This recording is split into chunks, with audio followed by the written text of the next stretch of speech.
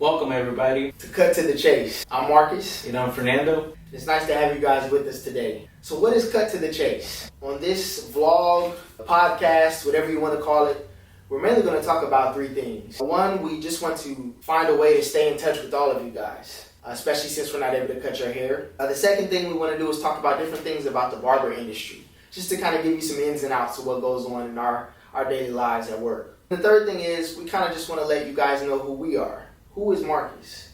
Who is Fernando? And so that's what we want to talk about. And we've been working hard, but in a different way. For an example, in a world full of guys. Be a gentleman. So Nacho, I just wanted to ask you, do you remember why did we choose the Gentleman's Cutlery as our name? I remember when we wanted to pick a name, a lot of names came to mind, and cutlery stuck out to me the most. And I thought about our tools. For example, our shears and our razors. It's something that as barbers we spend a lot of time to research our tools, and we always want to have the best tools that are out there for the market to provide a great service to our clients. So the cutlery always stuck out to me. I remember searching the name, and I've heard it in a different shop out in the Midwest, and I also heard the name out here in the West Coast. But to choose the cutlery was the beginning of our ideas to get this name, the Gentleman's Cutlery. Exactly.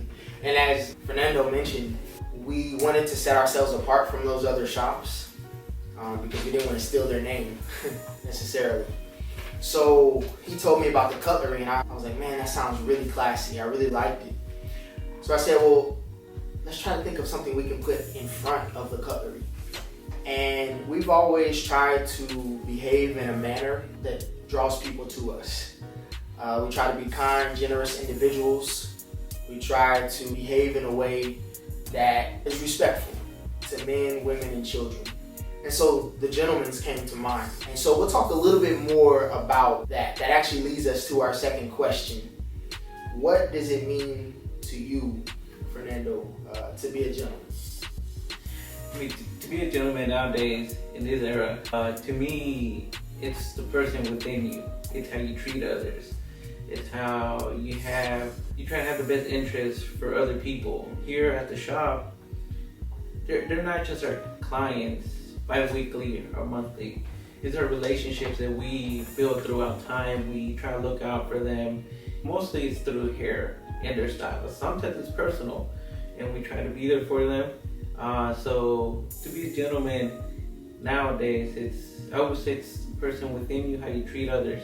Yeah, that's a good point. I know we were doing some research on the word gentleman the other day, and it was talking about in the past, the word gentleman, it came from a French word, and I'm probably going to butcher how to say it, but it was gentilhomme, and it was someone who was part of royalty. You had to have the birthright to be called a gentleman. But these days, anyone can be a gentleman. The definition has actually changed. They said after the French Revolution, the definition started to change. And now, being a gentleman is often associated with how you dress, how you present yourself. But one thing we realize is that you don't have to have a lot of money. You don't have to be of royal birth. You don't have to dress a certain way to be a gentleman. It's just your conduct, how you treat others. And to me, being a gentleman is being respectful, being courteous. Those are qualities that we don't often see. Sometimes in this society, a man is considered weak if he presents himself that way.